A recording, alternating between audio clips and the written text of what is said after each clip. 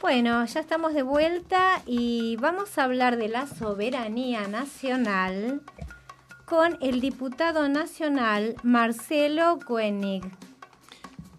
Primero vamos a ver un videito de Muy soberanía nacional. bien, sí, a ver.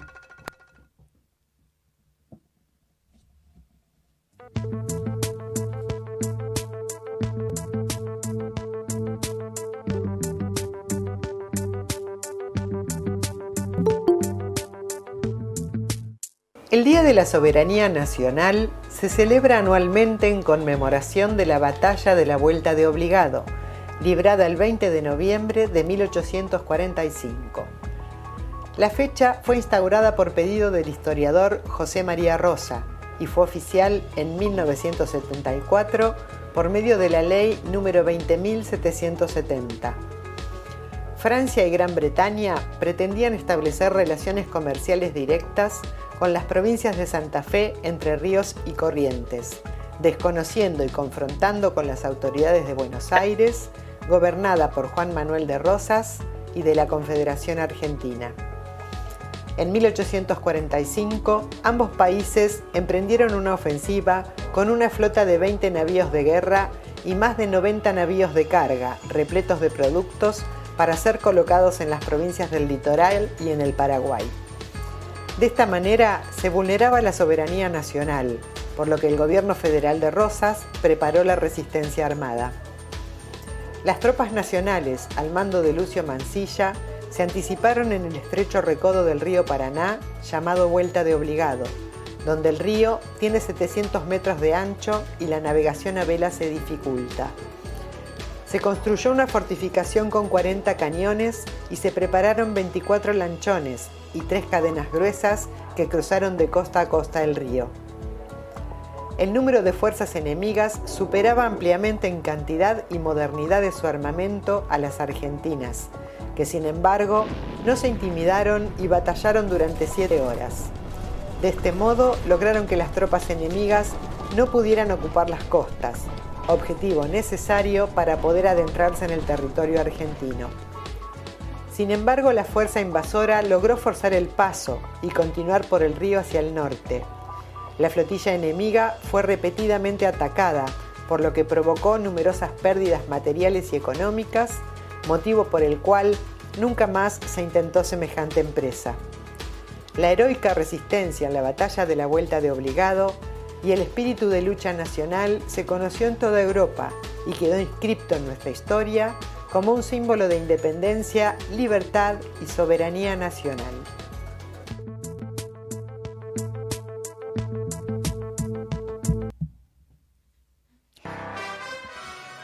Buen día, señor diputado Marcelo Koenig. ¿Está conectado? Buen día, ¿cómo les va? Buen día, Marcelo, ¿cómo estás? ¿Qué tal? Muchísimas gracias en primer lugar por tu buena predisposición para el programa. Es un gusto tenerte con nosotros. Y bueno, te vamos a pedir que hables sobre el Día de la Soberanía, qué significa y como para que la gente entienda qué es la soberanía nacional. Bien, la palabra soberanía es una palabra siempre ligada al desarrollo de los estados nacionales, ¿no? Digamos, es una palabra que viene de la jurisdicción que tenían los varones en sus baronías y que es traída a medida que se va desarrollando y desplegando los estados nacionales también para el resto de los países del mundo que se conforman como tales. Sí. La afirmación de esa soberanía nos hace una pregunta, que es ¿quién manda? ¿No? Digamos. Y la batalla de la Vuelta Obligado claramente es de alguna manera como un símbolo clave en la conquista de nuestra propia soberanía, es decir, en esa propia mandar sobre nuestras propias tierras. Pues como lo decía muy claramente el video, lo que se trató fue imponer el libre mercado mediante el ataque con una flota militar. Cosa que finalmente fracasó, no porque haya dejado de ganar en la batalla de la Vuelta Obligado, sino porque terminó reconociendo la soberanía argentina, las dos potencias más importantes de la época. que imponían manu militari sus intereses económicos en estas tierras frente a un gobierno de carácter nacional en su concepción. Pensemos que todavía en esa época Argentina no era una federación, sino una confederación que nucleaba varios estados, y que el gobernador de la provincia de Buenos Aires, don Juan Manuel de Rosas, tenía como atribuciones la representación exterior del conjunto de la confederación.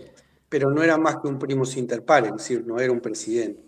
Esa afirmación de quién manda acá, de nuestra soberanía, es el principio del ejercicio de la soberanía territorial, pero también la soberanía tiene otros múltiples aspectos, ¿no? Hoy que estamos discutiendo lo del FMI, también está en juego la cuestión de la soberanía. Sí, Marcelo, te decía, bueno, Marcelo, diputado en el segundo año de mandato, abogado, historiador, docente. Ahora las potencias tienen otras formas para imponer. Ya no es tanto, no son formas más sutiles, ¿no? A veces, porque también pensemos que ahora recién se están retirando los Estados Unidos de una invasión en Afganistán, invadieron hace relativamente poco Irak, destruyeron Libia. Cuando la fuerza en el imperialismo es una amenaza, que muchas veces predomina el dominio económico, pero cuando tienen que usar la fuerza la usan también, ¿no? Digamos, si tenemos a lo largo del siglo XX numerosas, y principio del siglo XXI también, numerosos ejemplos en donde el imperio usa la fuerza para imponer sus intereses económicos, porque ¿qué fue eso si no sus intereses económicos en la invasión a Irak, por poner una de las más conocidas? Claro, no se cambió mucho el sistema, digamos. Sí, que sí es cierto que existen formas de dominio más sutiles, como el dominio a través del capital financiero, como el dominio a través de los grupos económicos transnacionales, y eso hoy también lo estamos viendo en la Argentina y en la Latinoamérica de hoy. Sí. Marcelo, volviendo un poquito a aquellos años donde se hizo esta gesta, ¿cuál fue su importancia? Y bueno, hubo muchos años que el tema había quedado prácticamente en el olvido hasta que fue rescatado. Bien, contextualicémoslo, ¿no? Digamos, aunque nos duela, una parte de los que se habían subido a esa flota imperialista para imponer los intereses foráneos en la Argentina, para imponer los intereses de las grandes potencias económicas en nuestro territorio, eran argentinos, o por lo menos habían nacido acá. Muchos de esos estaban en el exilio en Montevideo, y eran los famosos unitarios, que estaban dispuestos, con tal de que volteara Rosas, estaban dispuestos a ser carne de cañón de esa verdadera invasión extranjera. Sí. Y también es muy importante decir que en ese contexto la importancia para Argentina fue tremenda. ¿Por qué? Porque permitió afirmar el proyecto de país con un desarrollo endógeno que se había empezado a consolidar a partir del desarrollo de la ley de aduana. Posterior va a ser la discusión sobre en dónde tiene que quedar la renta de la ley de aduanas y otra serie de cosas que hacían disputas sobre todo entre los caudillos del litoral y el caudillo de Buenos Aires. Pero fundamentalmente ese sistema proteccionista lo que permitió precisamente es que el desarrollo de una incipiente industria en lo que comúnmente se llama el interior del país. Sí, y el tema de la gesta, que durante muchísimos años no fue tomada en cuenta, fue como olvidada por el antirrocismo, ¿no? Bueno, después fue rescatada y ahora hasta tiene un feriado. Claro. Ahora el rol de Mansilla, un genio Mansilla el tipo. Efectivamente, yo creo que es muy importante entender por qué hubo una batalla en la historiografía, una batalla en la historia, ¿no? Porque yo creo que hay una enorme diferencia de estatura entre la derecha del siglo XIX y la derecha del siglo XXI. Y esto lo ejemplifico en la diferencia entre Bartolomé Mitre, que si bien representaba los mismos intereses oligárquicos que puede expresar Macri, fue capaz de escribir toda una historia oficial y Macri no puede leer de corrido más de 3 párrafos. Digo, me parece que esta construcción de la historia fue como una especie de guardaespaldas, a decir de Arturo Jauretche, Sí. de los intereses oligárquicos en la Argentina. Porque quien formatea la historia, formatea al ciudadano. Por eso esa historia oficial no solamente negó las grandes gestas nacionales, como vos bien decís, la vuelta de obligado estuvo enterrada abajo de la tierra durante muchos años, e incluso estuvo silenciado que San Martín legó a partir de estas acciones y a partir de la dignidad demostrada por el gobernante argentino frente a la prepotencia de las potencias imperiales, su sable corvo que liberó media América y lo legó al brigadier general don Juan Manuel de Rosas, ¿no? Digamos. Y todas estas cosas se ocultaron bajo la alfombra porque hablar de gestas nacionales en un gobierno oligárquico y de rodillas económicamente frente al imperio era siempre peligroso. Por eso ese formateo de la historia es un formateo de la sociedad. Sí, cuando se pedía perdón también por algunos hechos como habernos declarado independientes, también se pedía perdón y se hablaba de lo mal que lo habrán pasado teniendo que hacer eso. Bueno, pero bueno. Tremendo, ¿no? La idea de angustia frente al rey. Frente al rey, Realmente hemos pasado cosas en la Argentina que si no fuera por el enorme blindaje mediático que tenía el expresidente, hubiesen estado más allá del ridículo, ¿no? Pedirle perdón a los españoles por ser independientes o decir que los patriotas estaban angustiados. Tremendo. Sí, en cualquier momento hubieran pedido perdón por haber hundido algunos buques ingleses también. Sí. Bueno, de hecho lo dijeron, ¿no? Patricia Bullrich expresamente lo que dijo es que podríamos haberle dado las Malvinas como prenda de cambio. Sí, y una diputada que iba por la lista de Vidal negaba y decía que quería vivir en el país de donde eran las Malvinas, o sea, donde eran las Falklands, o sea, es Inglaterra. Bueno, está bien. Y fue candidata. En fin. Yo quiero decir un chismecito. Mansilla era yerno de Rosas, ¿no es cierto? Así es, y realmente fue un general heroico, como vos decías, y dispuso de un enfrentamiento con una fuerza colosalmente asimétrica, ¿no? Digamos, Sí. y ahí también es parte de su valor, porque enfrentarse con una fuerza pareja es más fácil, ¿no? Digamos. Y realmente, aunque haya sido una derrota, fue una victoria, porque tanto en Vuelta Obligado como en Punta Quebracho, Sí.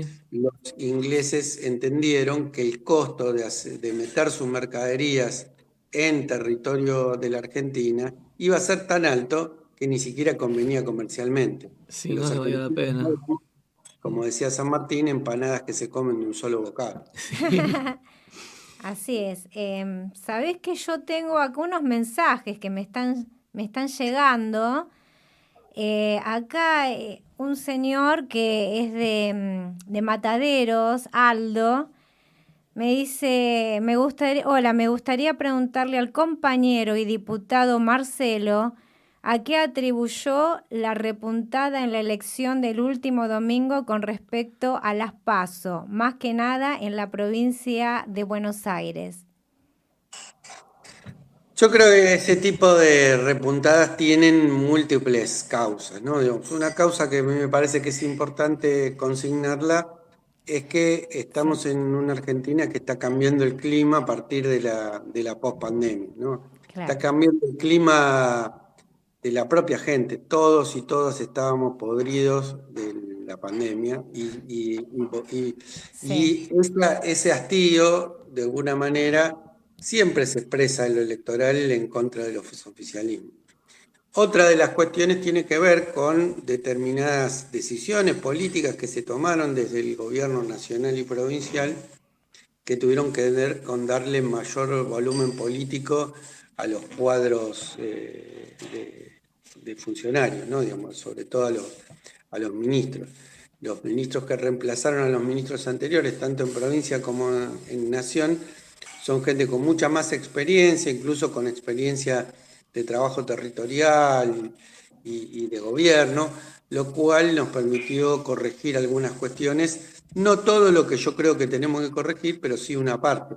Y ese no todo también se expresa en el resultado electoral, ¿no? Digamos, no llegamos a dar vuelta finalmente esa cuestión. Y yo creo que también tiene que ver con que un porcentaje de la población que no había ido a votar, que había sido en el 2019 votante de, de, del Frente de Todos, que de alguna manera se encontraba decepcionado, no del todo motivado a partir de las decisiones políticas de nuestro gobierno, evidentemente se decidió a salir a la calle y se decidió a apoyar al frente, no de modo masivo y contundente, porque pensemos que hubieron 3 o 4 puntos de diferencia solamente entre el nivel de abstención, el más grande de toda la historia desde 1983 en adelante que recuperamos la democracia. El nivel de abstención fue altísimo, pero sí se recuperaron esos 4 o 5 puntitos que no son cuestiones menores a la hora de pensar por qué se hizo esa recuperación. Y me parece que lo último, y para mí lo más importante, es que la militancia volvió a recuperar la calle. Yo estoy convencido que la militancia es fundamental, es clave en los procesos electorales, pero en la política en general, y en la medida que esa militancia se pone en acto, se pone en dinámica, construye una épica, es posible dar vuelta a las elecciones y ganar las elecciones. Y esto yo lo que espero que pase, tanto en el corregir las políticas públicas necesarias como en la épica militante para que esto llegue a todos y todas, va a ocurrir de cara al 2023.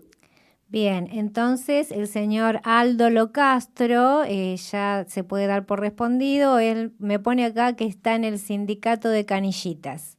Y un saludo y gracias por mandarnos tu mensaje, Aldo. Bueno. Marcelo, sabés que en el comentario que estábamos haciendo al principio del programa, les decía que el porcentaje ahora, bueno, también es bajo. Si hubiera habido un porcentaje un poco más alto, provincia de Buenos Aires, que la madre de todas las batallas, se ganaba. Y por otro lado le hacía otra analogía. Lo llevaba a un partido de fútbol en el cual el primer tiempo fueron las PASO y el segundo tiempo fue el domingo. En la PASO la oposición se fue ganando 5-0. Y en el segundo tiempo, que pensaban hacer más goles, terminaron 5-4 pidiendo la hora y contra el arco. Entonces, si bien técnicamente ganaron, el sabor que les queda es agridulce, porque lo cascotearon.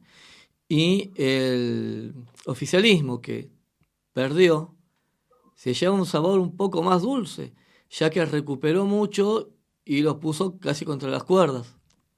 ¿Concordás con esto?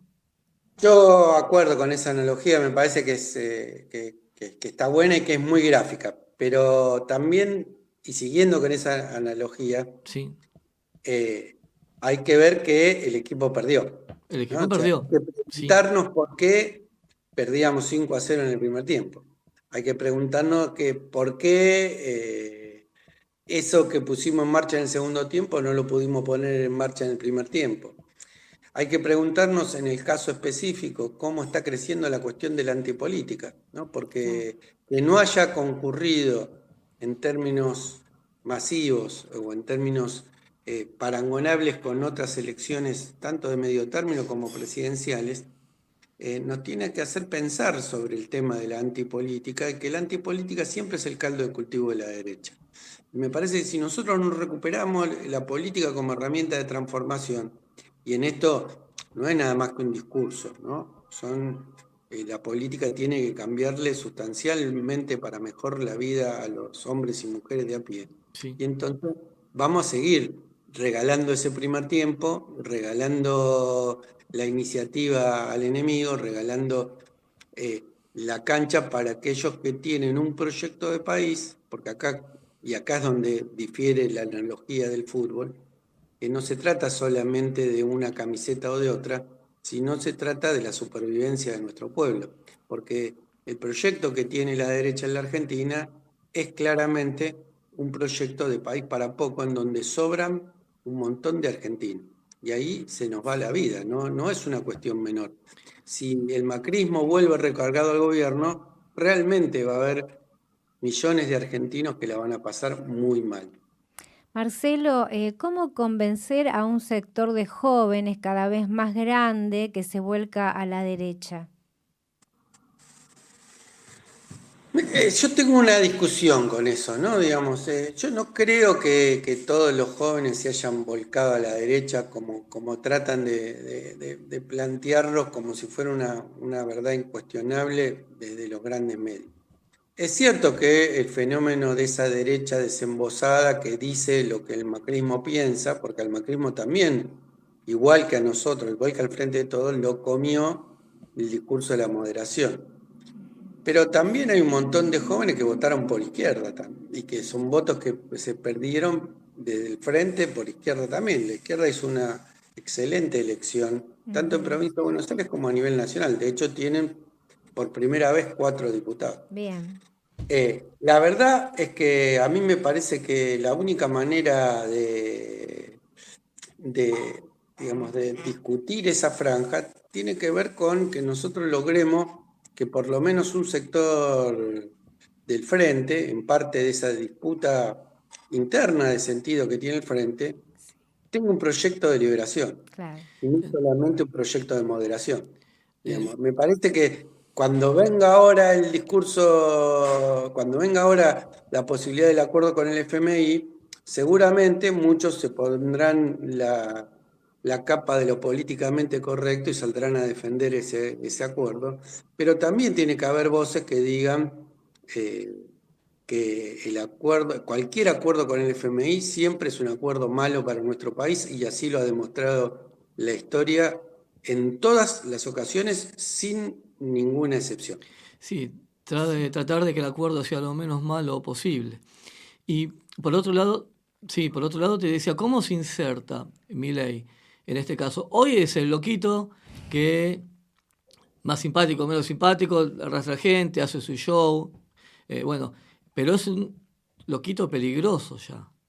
Se puede tornar en un loquito peligroso, ya que, bueno, lo siguen nazis, lo siguen también muchos pibes que lo votaron ahora, lo próximo por ahí no lo votan, a otros.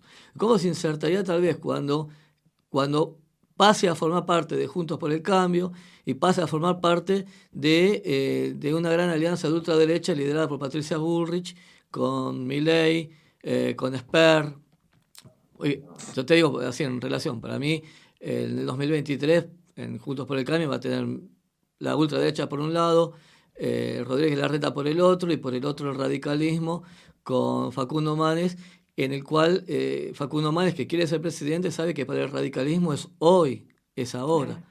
La oportunidad de dejar de ser servil al macrismo y de una buena vez por todas, por una buena vez por todas, recuperar esa tradición del partido combativo, del partido que nació en lucha, del partido que decía que la vara que se rompa pero que no se doble. Y la otra era algo así chistosito. ¿Tienen algo preparado? Vos tenés 2 años más de mandato para darle a Milei la bienvenida a la casta que él tanto critica. Yo lamentablemente me voy a perder porque mi mandato termina ahora el 10 de diciembre, así Pensé que que terminaba y el aporte intelectual brillante que va a hacer el señor Milei y que cómo va a explicar. Yo supongo que él va a renunciar a su ingreso como diputado porque si no Sí. sería parte de la casta, ¿no? Igual esos tipos viven de plata bastante oscura porque como vos bien decías, tiene atrás gente realmente nefasta, nostálgico de la dictadura, y yo comparto el análisis que vos hacías. Los Milei van y vienen, pasan, tienen su cuarto de hora, pero Sí. lo más grave es que instalan discursos de odio. Y los discursos de odio son el caldo de cultivo no solamente para la antipolítica, ¿no? Porque se basan en esos discursos de odio, se basan en la antipolítica, sino también para las aventuras autoritarias, ¿no? Lo que nos gusta de la historia sabemos que eh, siempre antes de cualquier golpe de Estado empezaron a florecer o a marchitar, no sé cómo podríamos decirlo, Sí. estos discursos del odio, que lo que hacían era negar la humanidad del otro. Lo que Claro. pasó el otro día en el búnker, uno puede decir es una cosa anecdótica, pero realmente que un tipo en el medio de un acto para amenazar a alguien que estuviera gritando, haciendo lo que estuvieron, realmente desconozco, pero manotearse el arma, No se puede eh, No, y creer. es hacer increíble. Dios. el gesto de que iba a sacar el arma frente a todo el mundo, es parte de una cultura de la Argentina, de la Sí, violencia, que los argentinos ya dijimos nunca más, que los claro. argentinos debemos enterrar, Y lo, que Sí. la y lo, mayoría no tenemos que tolerar. Mm, Por eso yo eh, presenté un proyecto que tiene que ver con el negacionismo, con penar el negacionismo, porque me parece que no tenemos que estar impasibles frente a estos discursos del odio, viendo cómo ganan terreno esos discursos neonazis. claro. sí, lo Sí. peor de todo es que se lo festejan. Yo quería preguntarte sobre tus proyectos. ¿Cuáles son? ¿Cuáles podés decir? Bueno, ese es uno. Sí, me Otro de los parece genial ese. otro de los que he presentado, que está durmiendo ahí en los cajones, lamentablemente, es uno para reconocer el carácter de trabajadores, aquellos que son contratados a través de plataformas.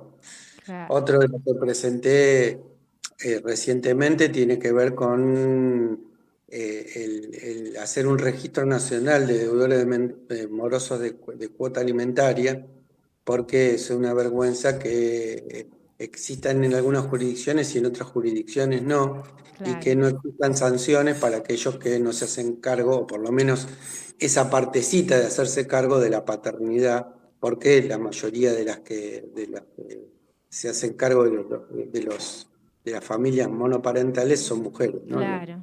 Sí. No le preguntamos sobre sus libros a Es Marcelo. verdad, porque escribiste muchos libros. Sí, Sí, he escrito unos cuantos libros porque, digamos, en esta, me parece que vale la pena el debate y soy bastante heterodoxo en las cosas que escribo, ¿no? Escribí de cosas que están más vinculadas con la economía, como Combatiendo el Capital, que es mi primer libro, hasta investigaciones periodísticas como Macri estafó, robó a los argentinos a través de las autopistas, tanto desde afuera del Estado como empresarios y también desde adentro del Estado, hasta cosas que tienen que ver con la historia, el rescate de la Constitución de 1949 o la dimensión sudamericana de la independencia. Así que tengo escrito en de cosas todo. muy distintas, digamos. Bueno. Bueno, Marcelo, vos representás a la corriente de descamisados, ¿no?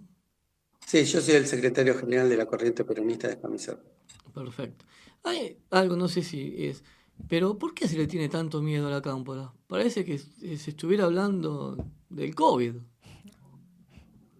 Y habría que preguntarle a los que tienen miedo. Yo creo que muchas veces tienen que ver con la potencialidad que tiene esa organización y sobre todo con la enorme referencia a nivel popular que significa Cristina Fernández de Kirchner. Y Sí, no nos olvidemos que la Cámpora es la organización que ha fundado su hijo y jefe de bloque de Máximo Kirchner. Yo sí, creo que tiene que ver más con lo que la cámpora es simbólicamente y por eso se cuentan mentiras y se agitan fantasmas para tratar de ensuciar a esa militancia. Claro. sí. Vuelvo sobre el tema de los discursos del odio. El día que decidí presentar ese proyecto de ley, fue el día en que seguramente ustedes recordarán de las rejas de la Casa Rosada Sí, colgaron bolsas de basura Sí, simulando bolsas qué mortuorias, ¿no? tremendo, sí. sí. Muchas de ellas decía el nombre de esa enorme luchadora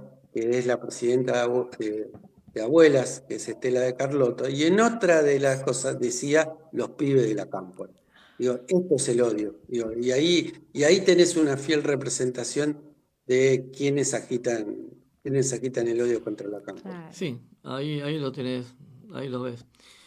Si el equipo de comunicación que tiene Juntos por el Cambio, ¿no? Que realmente es extraordinario, el equipo de comunicación que tienen logran maravillas, logran que cosas que existen, que son puntuales, magnificarlas, y cosas realmente bastante difíciles, ignorarlas por completo y que la gente lo haga. Si estuvieran invertidos los equipos de comunicación, bueno, esto corre por parte mía. Otros me parece que serían los resultados, y otros sería la política. Vos es que yo creo que no, y ahí me voy a pelear un poco, porque No. el problema no son los equipos de comunicación, porque uno puede contratar al mejor equipo de comunicación, pero el problema son los medios. En Argentina existe una feroz Bueno, sí, concentración sí, de sí. medios. Entonces, una misma idea comunicada desde 500 medios no tiene el mismo impacto que una buena idea comunicada desde 3. ¿No? Digamos, entonces, me parece que acá los medios concentrados de comunicación juegan un papel más que importante. Pero además, también mi diferencia tiene que ver con que nosotros no necesitamos un buen equipo de comunicación, necesitamos empoderar a la militancia. Porque lo que realmente transforma el proceso electoral, el peronismo tiene una capilaridad a través de su militancia en los sectores populares que no la tiene ni la puede tener ni el radicalismo, ni el PRO, ni ninguna de las organizaciones de la derecha. Y esa militancia y esa capilaridad, si fuera empoderada, es mucho más potente que buenos comunicadores. ¿Por qué? Porque es una especie de infantería que mira a los hombres y mujeres de nuestro pueblo cara a cara. Y me parece que en esa es donde tiene que hacerse la diferencia. Sí, Claro. igual te diría que hay cosas que no se han comunicado. Y vos, hablando de algunos medios, tenés, por ejemplo, se me fue el nombre de un periodista ya 6, 7 veces lo dio por muerto al Solar, se me fue, bueno. 6, 7 veces, ¿cómo? Morales Solar, exactamente. 6, 7 veces, o quizás más, ya lo dio por muerto y prácticamente enterrado al peronismo, pero el peronismo no se resiste a entrar en la tumba, ¿viste? Se agarra, no se resiste. El odio así, tal vez piensa que alguna vez se le va a dar, pero no. Yo creo que Eso lo ni piensa él se desde lo pibe, cree. ¿no? Porque cuando era colaboracionista de la dictadura de Bussi Sí. en Tucumán, seguramente pensaba lo mismo y pensaba que ya al peronismo lo había enterrado definitivamente. Pero como dice el dicho, los muertos que vosotros matáis gozan de buena salud. Exactamente. Claro. Así Ana, es. querías decir algo. Bueno, yo quiero agradecerte porque la verdad que tu presencia para nosotros es una fiesta, poder tenerte, que nos expliques todo lo que nos dijiste, nos explicaste, y que no sea la última vez que puedas estar en esta radio, ¿no? Que puedas volver, que nos aceptes de nuevo la invitación. Por favor, todas las veces que ustedes quieran, yo estoy a disposición. A mí siempre me encanta conversar de temas históricos, de temas políticos. La verdad que a mí esta es mi pasión, así que yo estoy para las veces que ustedes quieran llamar. Bueno, Bueno, muchas gracias. muchas gracias, Y un Marcelo. saludo a Juani, que es un amigo en común. Así que si seguro nos estás escuchando, Juani, te mando un beso. Bueno, muchas gracias Sí. y hasta la próxima. Hasta la próxima. Abrazo grande. Gracias.